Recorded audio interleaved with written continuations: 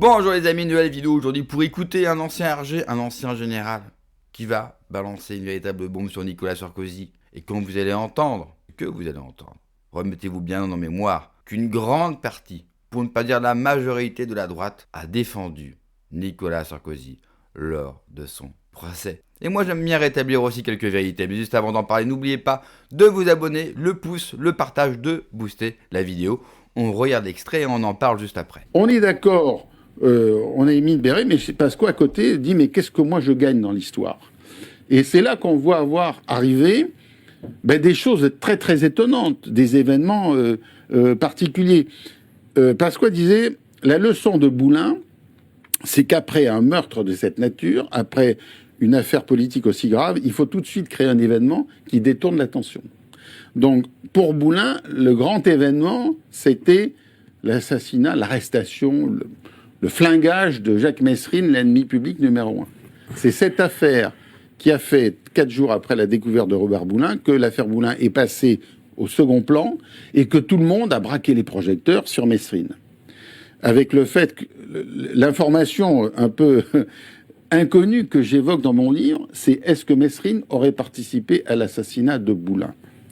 Et je tiens cette affaire d'un ancien policier qui s'appelait Guy Simonet, qui était lui qui avait organisé l'affaire de l'assassinat du prince de Broglie.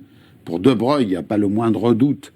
Il a été assassiné le 24 décembre 1976 en sortant de chez Pierre de Varga, rue des Dardanelles. Et il y a eu un procès, il y a eu 3 condamnations à 10 ans de prison de Varga, le tueur, Gérard Frêche, et ce fameux policier Guy Simonet.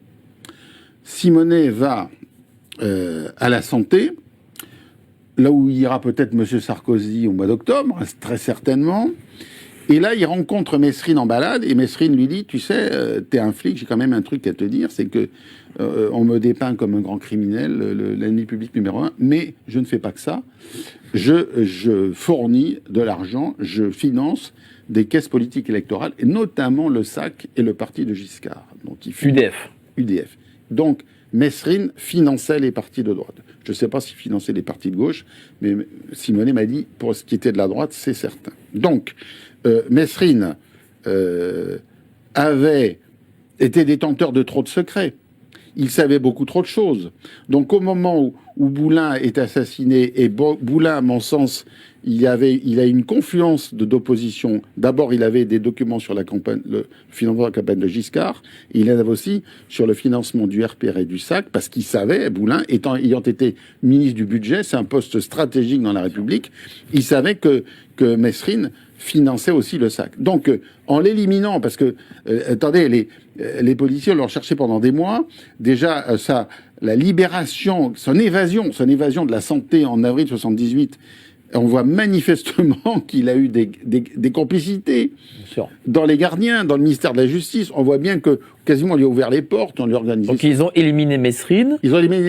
Et lorsqu'ils ont éliminé Bérégovoy. Alors lorsqu'ils ont éliminé Bérégovoy, Pasqua a conseillé, écoutez, il faut qu'on fasse quelques affaires derrière pour faire oublier l'histoire. Et c'est là que nous avons 10 jours après l'affaire Human Bomb. Alors voilà, racontons, parce que cette affaire Human Bomb, moi je me rappelle, j'étais adolescent, on l'a vu à la télé, c'était hallucinant, mais je pense que les gens ont oublié. Donc alors les gens ont beaucoup oublié cette histoire. Alors c'est un gars tout seul qui débarque à la maternelle Charcot à Neuilly. Alors à Neuilly, il y a une composition sociologique voilà, c'est bourgeois. Oui, justement, c'est bourgeois, mais pas cette école. Cette école, elle n'est pas bourgeoise. C'est une école qui accueille plutôt des gens de conditions normales, modestes, modérées. C'est pas une grande école privée. C'est une école modeste. Et là, il y a un type qui se fait appeler Human Bomb, qui ne parle pas. Il a une cagoule, il veut rien dire. Il s'exprime en écrivant ses revendications sur une ardoise. Mais vraiment, cette histoire ne ressemble à rien. Et il prend en otage l'école. Il prend en otage des gamins à l'école en disant qu'il veut une voiture, il veut partir à l'étranger et il veut une rançon, je crois, de 10 millions. Il demande des millions. Et alors, à ce moment-là, les négociations commencent avec le directeur de la sécurité publique des Hauts-de-Seine et Metwitou, qui était un policier traditionnelle avec le procureur Lyoncan, ils discutent tout ça, mais tout d'un coup, il y a Sarkozy qui s'impose dans l'histoire. Il arrive, je suis maire de Neuilly, c'est moi le patron, etc. Donc, d'abord, il va chercher la rançon. Hein. Alors, la rançon... c'est pas son rôle, c'est pas un maire d'une ville de chercher le rançon. C'est unique, ça. Il est maire, il est ministre du budget et porte-parole du gouvernement. Voilà. Alors, il récupère la rançon avec la vitesse de l'éclair. Est-ce qu'il l'a rendue? Je n'en sais rien. Hein. Est-ce qu'il y a eu une enquête là-dessus? 10 millions de francs de l'époque, c'est énorme. C'est quand même énormément d'argent. C'est énorme. Alors, je vais finir de décrire l'histoire. Donc, c'est beaucoup d'argent. Il arrive, il aurait donné la rançon à Human Bomb. Et puis surtout, on met en scène le fait que Sarkozy, tout jeune, va récupérer des enfants, va libérer des enfants d'un gars qu'on nous présente comme un type épouvantable. Alors, en fait, la réalité, c'est quoi? C'est que ce gars-là, il semblait avoir une grande instabilité mentale, ce Eric Schmitt. Il agit tout seul. Comment peut-on braquer le raid, enfin, 150 policiers autour de soi? C'est une affaire qui ne manque pas de rappeler l'affaire Mohamed Merah, bien avant l'heure. Hein. On est 20 ans avant l'affaire Merah, mais on se rend compte d'une chose, c'est que cette affaire, elle a un objectif clair, c'est on lance Sarkozy. Oui, parce que, regarde, toi, t'es policier, t'es commissaire. À l'époque, je suis au Gabon. Hein, je suis au Gabon. Oui, oui. Ce que je veux dire, c'est que tu n'as jamais vu un civil, qui plus est un ministre, aller voir un preneur d'otages et lui dire, tenez, voilà votre argent, prenez-moi si vous voulez. Enfin, genre, c'est le héros, quoi. C'est Batman, quoi. C'est Batman, le mec. Voilà, c'est Batman. Et à un point tel que même, apparemment, Pasqua aurait été indisposé de l'histoire. Il a trouvé que Sarkozy en faisait un peu beaucoup. On a compris qu'il était là pour jouer des gros bras, pour se mettre en scène. Si ça avait été vraiment un type dangereux. Et puis, attendez, si ça avait été vraiment un type dangereux, si ça avait été une vraie prise d'otage, on n'imagine pas un gars tout seul là-dedans. Il faut être au moins deux avec des relais à l'extérieur. Mais là, c'est vraiment le gars complètement seul. Et alors, quand on va apprendre ensuite quel est son parcours, on apprend que c'est un informaticien qui a fait faillite, qui n'a plus d'entreprise et qui avait proposé ses services un an avant au Conseil général des Hauts-de-Seine. Alors ça, c'est quand même curieux que le gars, il va au Conseil général des Hauts-de-Seine, il propose ses services, il n'est pas retenu, et puis il retourne chez lui à Agde, et après il va prendre sa voiture pour faire une prise d'otage à Neuilly. Alors quels sont ses faits d'armes? Puis ils l'ont flingué aussi. Ben oui, mais on va en parler. Ouais. Alors les faits d'armes de ce Eric Schmitt, il avait mis le feu à des poubelles à Neuilly, et il avait attaqué Mitterrand et Pasqua dans un écrit ou je sais pas quoi. C'est quand même curieux que ce gars-là, il s'en prenne tout de suite à Mitterrand, à Pasqua, et qu'il décide de faire comme ça, de brûle pas une prise d'otage. Quand on analyse son comportement, il semble évident que Schmitt a été manipulé, qu'on lui avait probablement dit qu'il s'en sortirait. Parce que je vois pas pourquoi il était avec une cagoule, il ne parlait pas. Quand on fait ça, ça veut dire que derrière, on imagine une suite. Je vais partir, je vais prendre l'argent, je vais me sauver, et je ne dois pas être reconnu. Son attitude n'a rien de cohérent.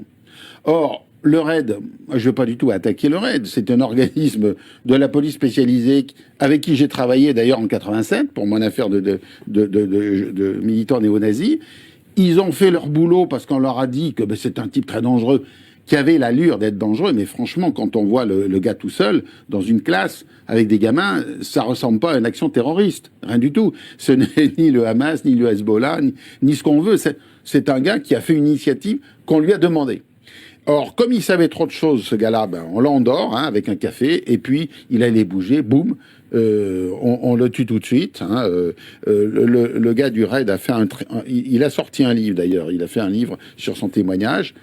Mais l'affaire, elle a semblé tellement obscure que le procureur Lyoncan a demandé une enquête, qu'on lui a refusée. Il faut voir qu'on était en 93, on était dans la deuxième cohabitation.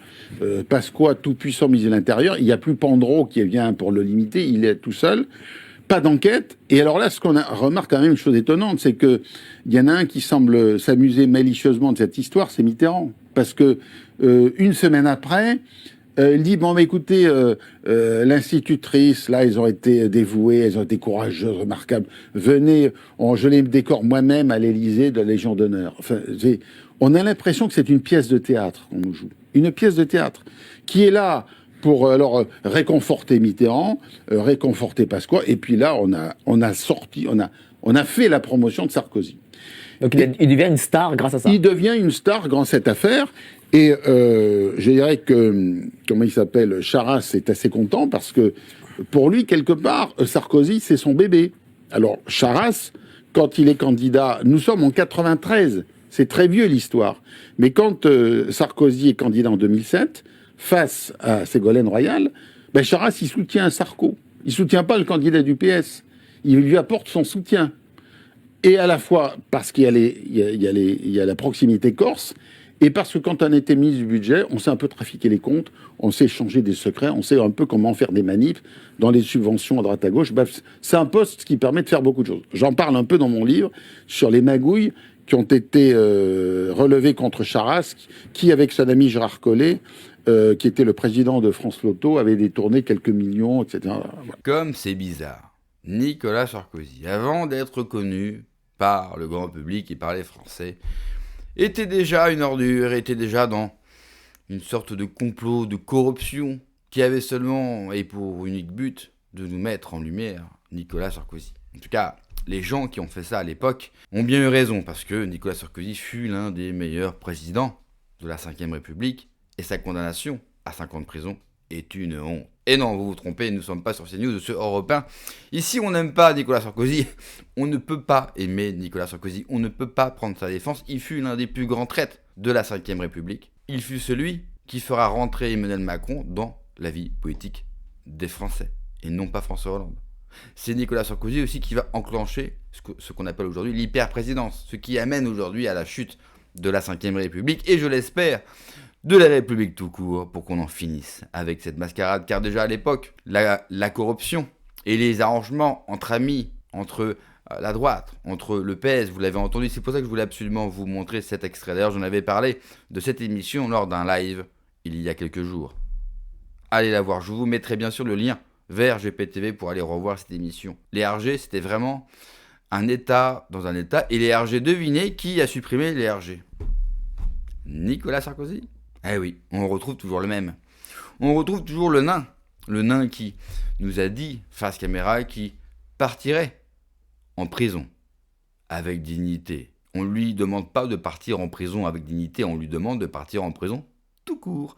Et s'il pouvait y rester, ça serait pas mal. Bon, normalement, comme l'a dit Pierre-Yves Rougeron, pour utiliser son expression, bien sûr que je ne cautionne pas, il devrait être sur un poteau.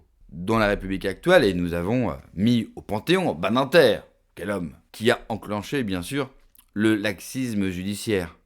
On peut remercier Badinter. Une des premières choses qu'il faudra faire au pouvoir, c'est le retirer du Panthéon. N'oubliez jamais non plus que le Panthéon, à la base, c'est une église.